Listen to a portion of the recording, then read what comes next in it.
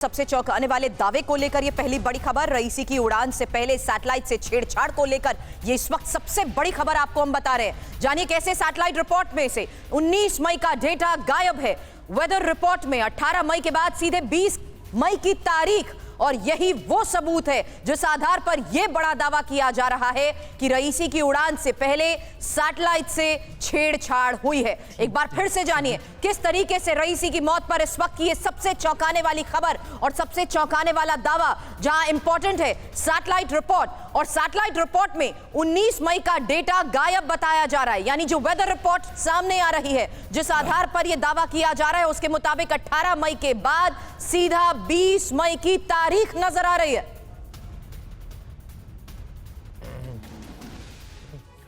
और ईरान के राष्ट्रपति रईसी का अजरबैजान बॉर्डर के पास हेलीकॉप्टर क्रैश में निधन हो गया। हादसे में हेलीकॉप्टर सवार सभी 9 लोग मारे गए हैं, लेकिन इस हादसे पर सवाल खड़े हो रहे हैं। शक जताया जा रहा है कि मोसाद और अमेरिका इस हादसे के पीछे हो सकता है। अगर ऐसा हुआ तो ईरान इसका बिल्कुल बदला लेगा, जिसमें मिडिल ईस्ट में आग भड़क सकती है। इस हादसे ने परमाणु वॉर की आशंका को भी बढ़ा दिया है। और रईसी की मौत के मामले में मोसाद पर शक को लेकर भी एक बड़ी खबर आपको बता दें, क्योंकि हेलीकॉप्टर से छेड़छाड़ की आशंका जताई जा रही है, और हेलीकॉप्टर से छेड़छाड़ के तहत ही किस तरीके से मोसाद के ऊपर और आरोप लगाए जा रहे हैं, इस बारे में और जानकारी रखेंगे आपके सामने। लेकिन उससे पहले रईसी की मौत और मौत की साजिश को लेकर लगातार किए जा रहे बड़े दावों के तहत इस वक्त की यह सबसे बड़ी खबर, क्योंकि अब रईसी की मौत पर ही इस पूरे मामले में मोसाद पर शक, हालांकि ये शक क्यों, किस बिना पर, किस आधार पर, ये इंफॉर्मेशन आपके सामने रखेंगे। लेकिन सबसे पहली और बड़ी खबर हमने आपको बताई, जिसमें हेलीकॉप्टर से छेड़छाड़ को लेकर भी अब आशंका जताई जा रही है।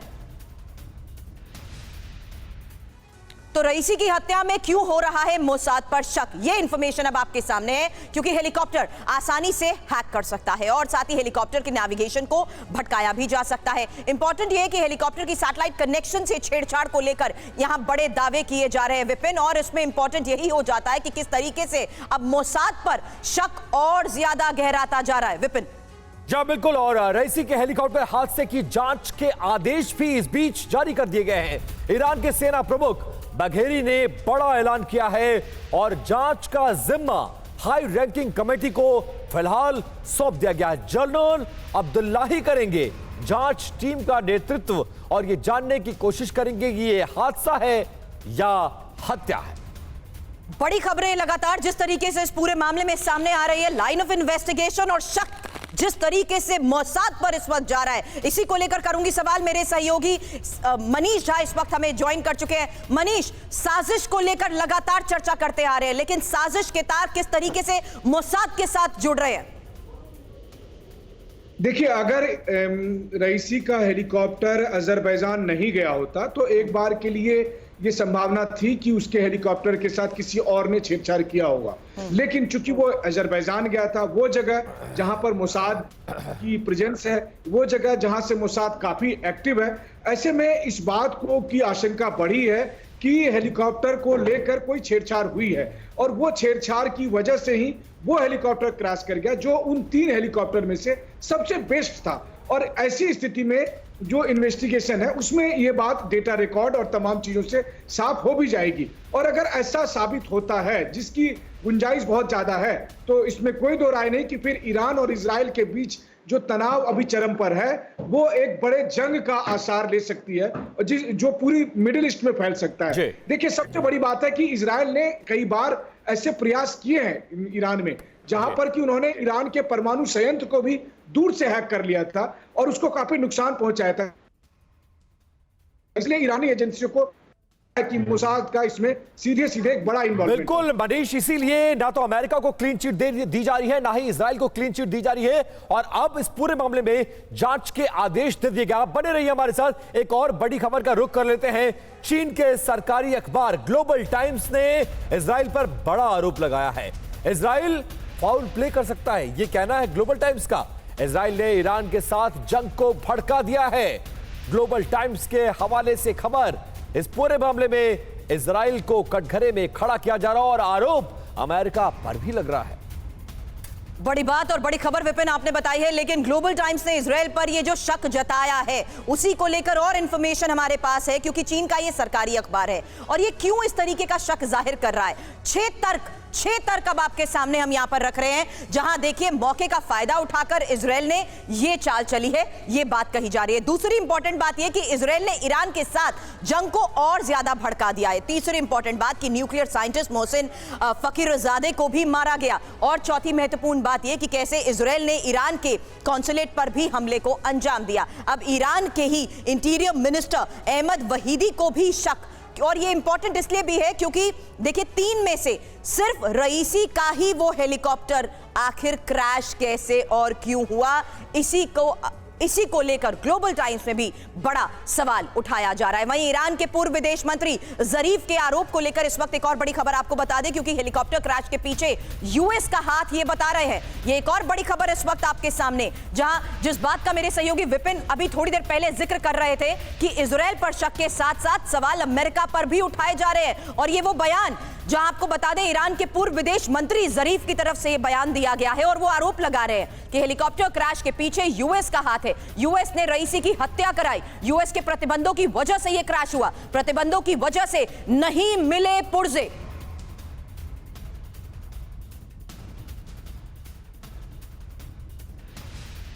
और सवाल ये कि है ये हत्या है या साजिश, क्योंकि ईरानी राष्ट्रपति रईसी की मौत पर जो सवाल खड़े हो रहे हैं, अब वो सवाल हम आपको बताने जा रहे हैं। सवाल नंबर 1, ईरान अजरबैजान इलाके में वेदर रिपोर्ट में गड़बड़ी आखिर हुई तो हुई कैसे। सवाल नंबर 2, 18 मई के बाद सीधे 20 मई की तारीख सैटेलाइट पर कैसे आ सकती है।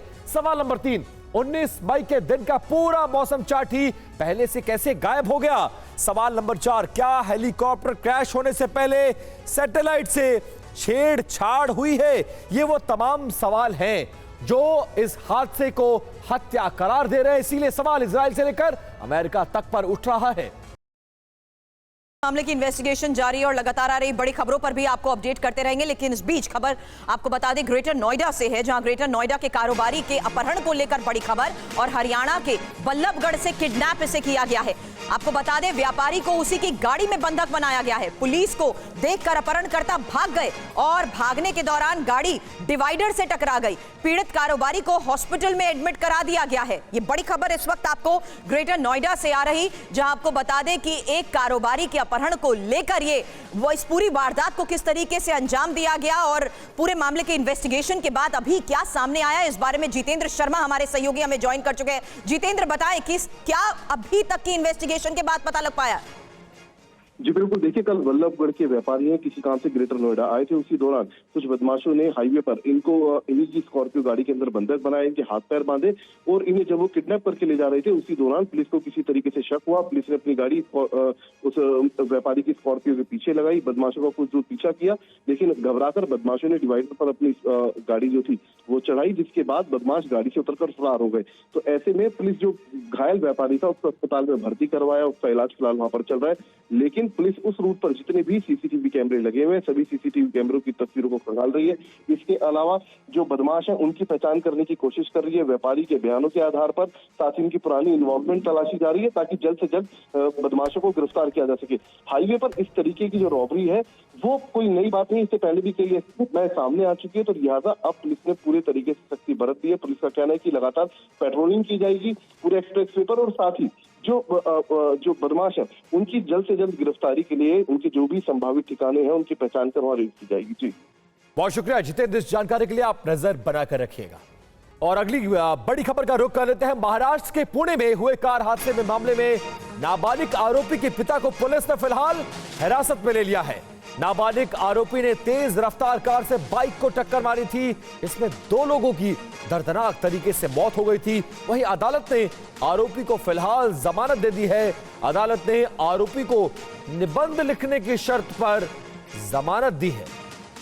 Pune hit and run case में नाबालिग आरोपी के नए वीडियो अब सामने आया है, जिसमें आरोपी हादसे से ठीक पहले शराब पीते हुए नजर आ रहा है। आपको बता दें, इस खबर पर लगातार डेवलपमेंट्स हो रहे हैं और अब ये तस्वीर अब आपके सामने हम रख रहे हैं। ये Pune hit and run case है, जिसमें नाबालिग आरोपी का ये नया वीडियो अब सामने आ चुका है और ये हादसे की जगह की ही तस्वीर भी आपको लगातार हम दिखा रहे हैं, जहां देखिए हादसे के बाद किस तरीके से गाड़ी का एक हिस्सा पूरी तरीके से क्षतिग्रस्त हो गया था। हादसे के ठीक पहले का अब ये वीडियो आपके सामने है, जिसमें आरोपी हादसे से ठीक पहले शराब पीता हुआ भी नजर आ रहा है। तो Pune hit and run case में लगातार मामले की जांच जारी है और जिस तरीके से इस पूरे मामले पर अभी आपको हमने जानकारी दी कि आरोपी को जमानत भी मिल गई है और अदालत ने आरोपी को निबंध लिखने की शर्त पर यह जमानत दी थी, लेकिन इस केस में लगातार अब ये तस्वीरें भी सामने आ रही हैं, जिसमें विपिन बहुत इंपॉर्टेंट हो जाता है ये सीसीटीवी तस्वीरें।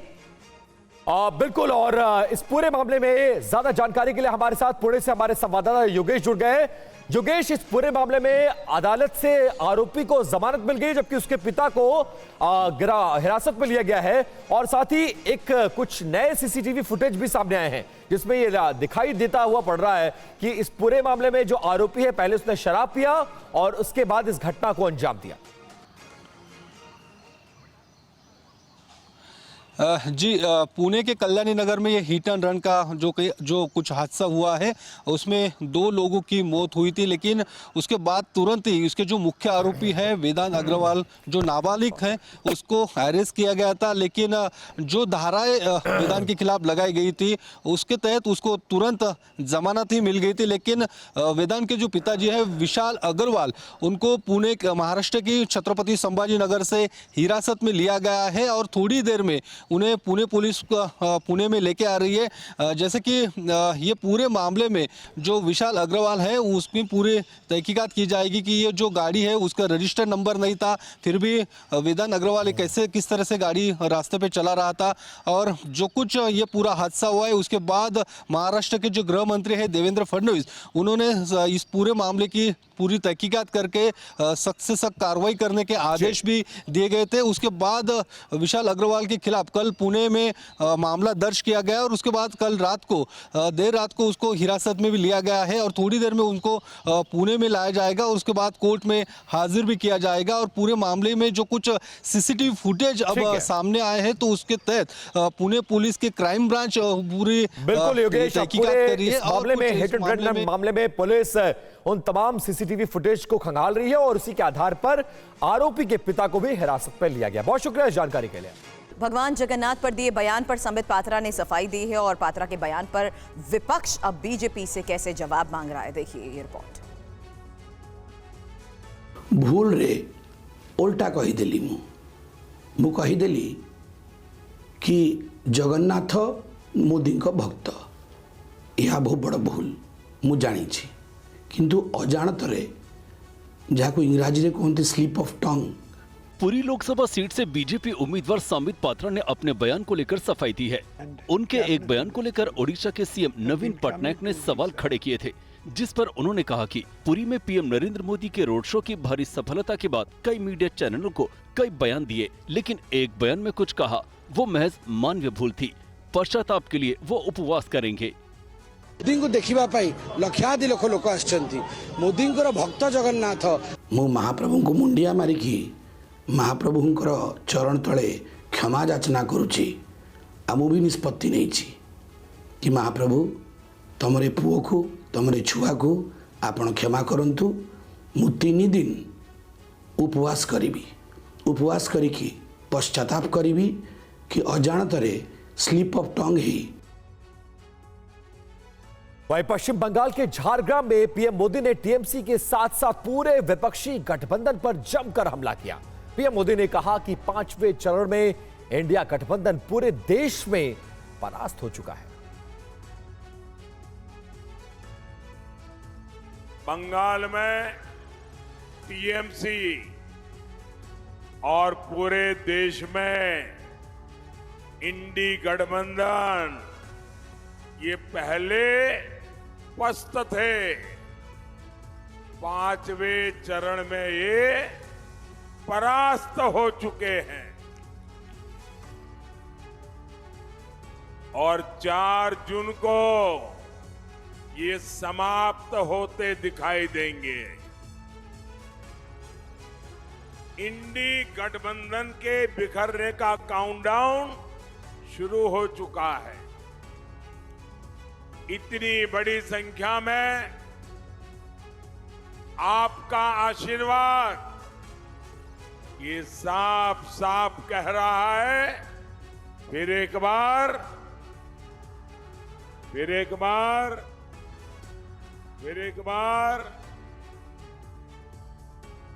प्रधानमंत्री नरेंद्र मोदी ने बंगाल सरकार पर हमला करते हुए कहा कि ममता सरकार घुसपैठियों को बुला बुलाकर बसा रही है और पश्चिम बंगाल के झारग्राम में पीएम मोदी ने टीएमसी कांग्रेस दोनों पर जमकर प्रहार किया। सीमावर्ती इलाकों में बंगाल के लोगों की आबादी घट रही है। आप मुझे बताइए, घुसपैठिए हमारे देश में आते हैं, एक किसकी जमीन पे कब्जा करते हैं? हमारे दलित, हमारा पिछड़ा, हमारे आदिवासियों की जमीन पर एक कब्जा करते हैं। भाइयों बहनों, टीएमसी कांग्रेस मिलकर घुसपैठियों के कब्जे को कानूनी बनाना चाहती है। कांग्रेस पार्टी कह रही है वो सबकी संपत्ति की जांच कराएगी, फिर आपका पैसा, आपकी जमीन अपने वोट जिहाद वालों को, वोट बैंक वालों को दे देंगे।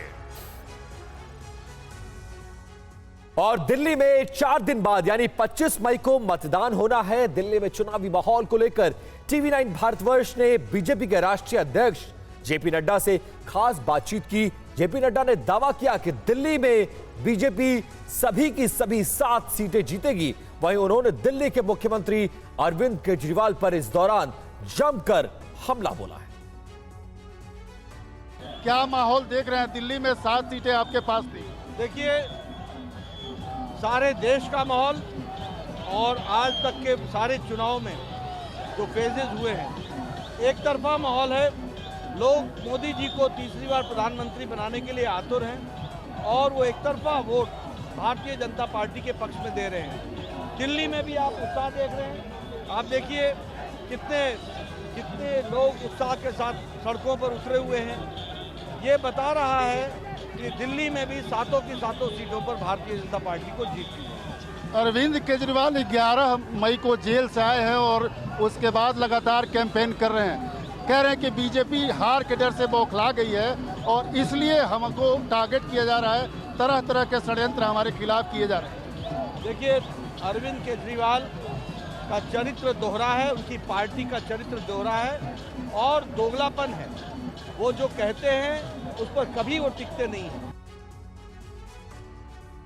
और 5 चरण के चुनाव के बाद एनडीए 400 पार के आंकड़े को लेकर आश्वस्त दिख रही है। गृह मंत्री अमित शाह ने दिल्ली में एक रैली को संबोधित करते हुए कांग्रेस और केजरीवाल पर प्रहार किया। 4 चरण में मोदी जी पूर्ण बहुमत 270 सीटें प्राप्त कर चुके हैं। 5वां, 6ठा, 7वां मोदी जी को 400 पार कराएगा। गृहमंत्री अमित शाह ने यह दावा दिल्ली के संगम विहार में चुनावी रैली के दौरान किया। शाह ने बीजेपी प्रत्याशी रामवीर सिंह बेधुड़ी के समर्थन में रैली की। दिल्ली की जनता से वोट की अपील करते हुए वे कांग्रेस और आम आदमी पार्टी पर खूब बरसे। उन्होंने कहा कि पीओके के लिए दिल्ली का बच्चा बच्चा अपनी जान दे सकता है। दिल्ली और राजस्थान वालों का कश्मीर से क्या लेन देन है? भाई मुझे बताओ, ये कश्मीर हमारा है या नहीं है? अरे जोर से बोलो जरा।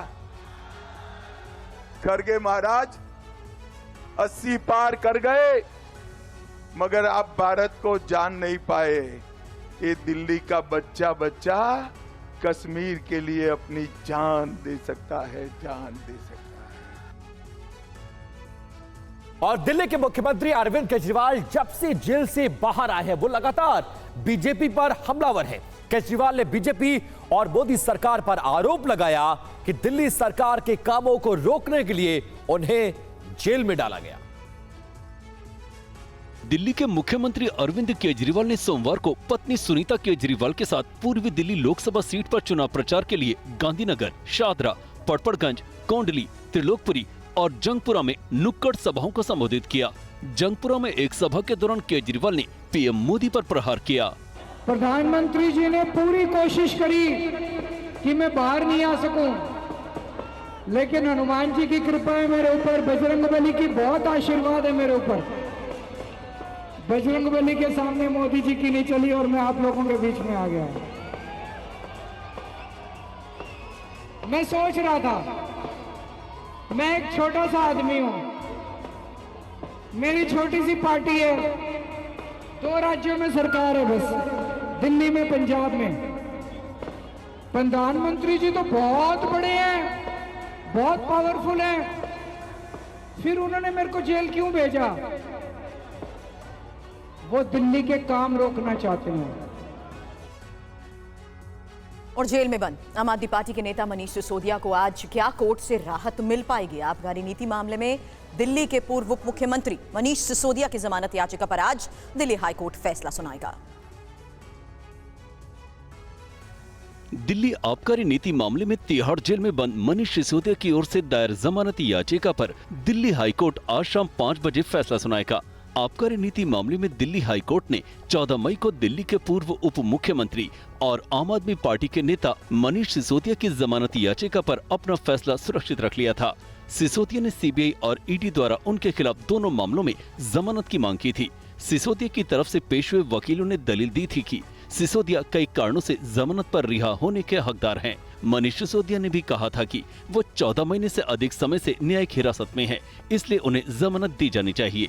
लेकिन ईडी ने सिसोदिया की जमानती याचिकाओं का विरोध करते हुए दलील दी थी कि आबकारी नीति घोटाले में मनीष सिसोदिया ने अहम भूमिका निभाई। सिसोदिया को पिछले साल फरवरी में ईडी ने और उसके 1 महीने बाद सीबीआई ने गिरफ्तार किया था। उधर आज ही झारखंड के पूर्व सीएम हेमंत सोरेन की ओर से दायर अंतरिम जमानती याचिका पर भी सुप्रीम कोर्ट में सुनवाई होनी है।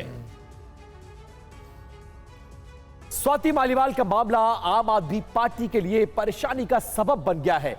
राज्यसभा सांसद स्वाति मालीवाल ने एक बार फिर से आम आदमी पार्टी के नेताओं पर पलटवार किया है। यह रिपोर्ट देखिए।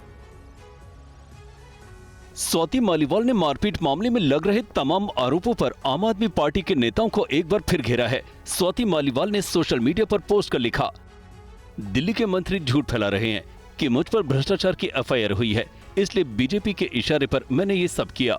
विभव कुमार के खिलाफ शिकायत देने तक मैं इनके हिसाब से लेडी सिंघम थी और आज बीजेपी एजेंट बन गई। पूरी ट्रोल आर्मी मुझ पर लगा दी गई सिर्फ इसलिए क्योंकि मैंने सच बोला। पार्टी के सभी लोगों को फोन करके बोला जा रहा है स्वाति का कोई पर्सनल वीडियो है तो भेजो, लीक करनी है।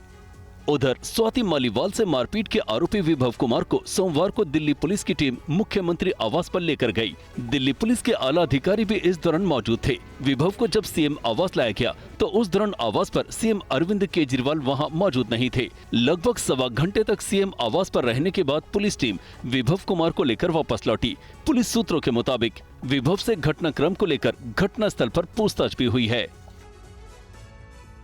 और 5वें चरण में भी पिछले बाकी 4 फेज की तरह कम मतदान हुआ है और 5वें चरण में 60% वोटिंग दर्ज की हुई है।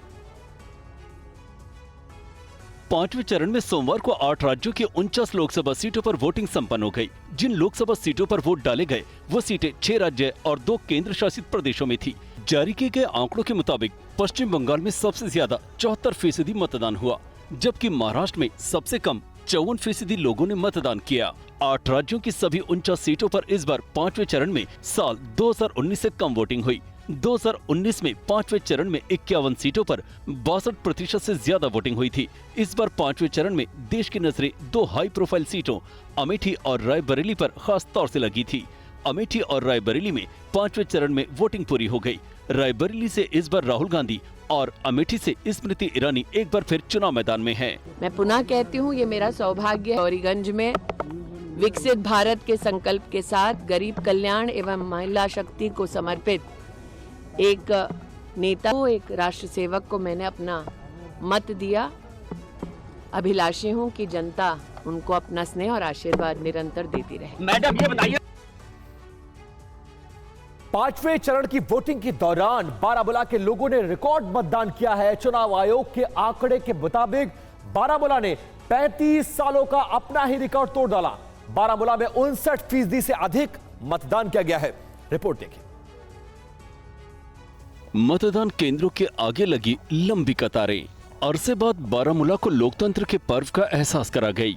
अनुच्छेद 370 से आजादी मिलने के बाद पहली बार जम्मू कश्मीर में चुनाव हुए, जिसमें फर्स्ट टाइम वोटरों के साथ बुजुर्गों में भी उत्साह दिखा। 1989 में मिलिटेंसी जम्मू कश्मीर में इंक्लूडिंग बारामूला में जब शुरू हुई है तब का हाईएस्ट है। 58-59% के करीब ये वोट जाता है। गृह मंत्री अमित शाह ने कहा कि कश्मीर के लिए एक महत्वपूर्ण अवसर है। अब ये कहने की जरूरत नहीं कि मोदी सरकार की कोशिशें क्या हैं। कश्मीर में शांति और विकास सुनिश्चित करने के लिए लोकतंत्र पर लोगों का भरोसा मजबूत हुआ है। ये उन लोगों के लिए करारा जवाब है जो पूछते हैं कि अनुच्छेद 370 को इससे निरस्त करने के बाद क्या बदलाव आया है। बारामूला सीट से प्रत्याशी और जम्मू कश्मीर नेशनल कॉन्फ्रेंस के उपाध्यक्ष उमर अब्दुल्ला ने इस पर गृह मंत्री से सवाल पूछे हैं। क्योंकि 1990 से पहले तो 370 था, उस वक्त लोगों ने बढ़ चढ़ के हिस्सा लिया। जिस श्रीनगर की वो बात कर रहे हैं, इस बार 30% पड़ा होगा। और बड़ी खबर, बारामूला में रिकॉर्ड मतदान के बाद प्रधानमंत्री नरेंद्र मोदी का एक्स पर पोस्ट, जहां बारामूला के भाई बहनों को बधाई। लोकतांत्रिक मूल्यों के लिए अटूट प्रतिबद्धता के लिए बधाई। मतदान में सक्रिय भागीदारी अच्छा ट्रेंड है।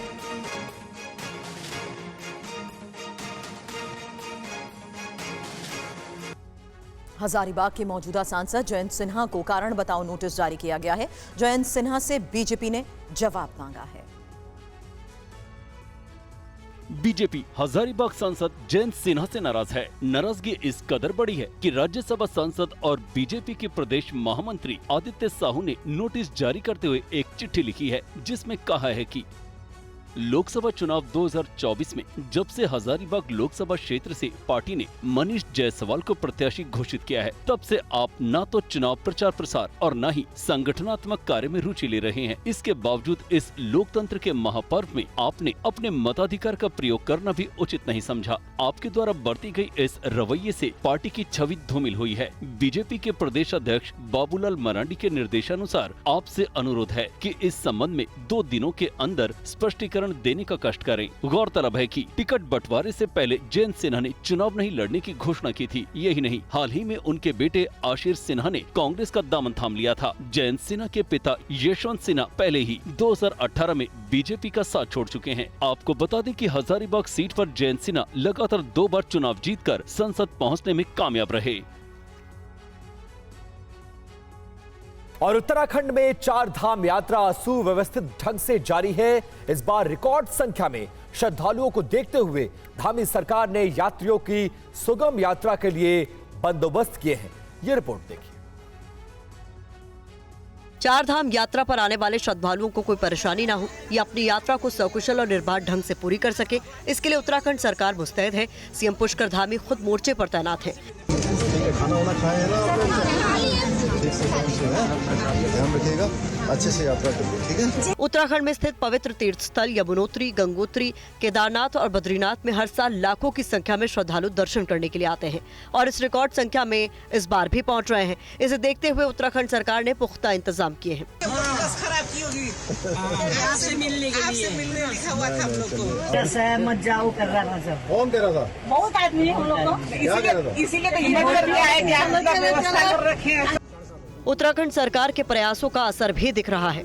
सीएम धामी लोगों के बीच पहुंच रहे हैं, उनसे बात कर रहे हैं और व्यवस्था का जायजा ले रहे हैं। तो यात्रा सफल हो।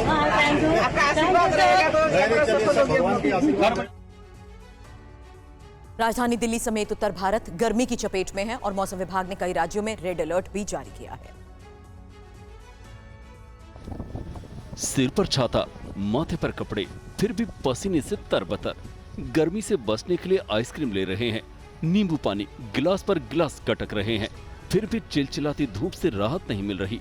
राजधानी दिल्ली समेत राजस्थान और अन्य उत्तर भारत के राज्यों का यही हाल है। बहुत ही ज्यादा गर्मी है। इतनी गर्मी जोधपुर के अंदर भी नहीं है जितनी यहाँ पे लग रही है। बहुत गर्मी है, नहीं घूम पा रहा है, इसलिए इंडिया गेट एक फोटो क्लिक करके अब वापस चले जाए। विंटर में आए, समर में तो मत ही आना।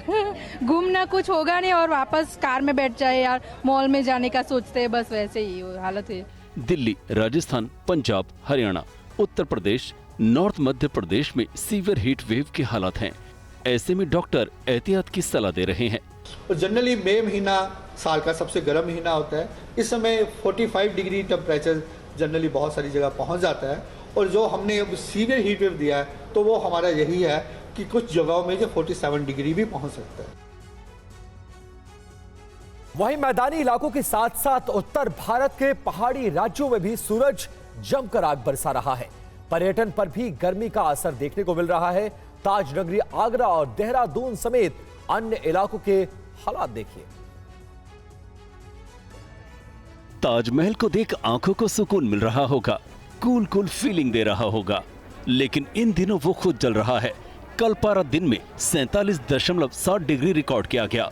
सुबह 8 बजे से ही सूरज तप रहा है, संगमरमर तप रहे हैं, जिसकी जलन से पर्यटक भी अछूते नहीं है। पर्यटक बेहोश हो रहे हैं, जिन्हें स्वास्थ्य विभाग उपचार दे रहा है। क्यूआरटी टीम को ORS घोल प्रोवाइड कराए गए हैं। उत्तराखंड के कई जिले भीषण गर्मी की चपेट में हैं। सड़कों पर भीड़ कम दिख रही है। राजधानी देहरादून, हरिद्वार और उधम सिंह नगर सहित कई जिलों में तापमान 40 डिग्री को भी पार कर रहा है। सड़कें सुनसान नजर आ रही हैं। जून जुलाई से पहले ही हमें इतना टेम्परेचर देखने को मिल रहा है। कल भी 42 डिग्री सेल्सियस यहाँ का टेम्परेचर हो रखा था, बहुत ज्यादा ही गर्मी थी। इधर गर्मी से परेशानी आपको भले हो रही हो, लेकिन इलेक्ट्रॉनिक्स बाजार राहत महसूस कर रहा है। कूलर और AC की मांग काफी बढ़ गई है।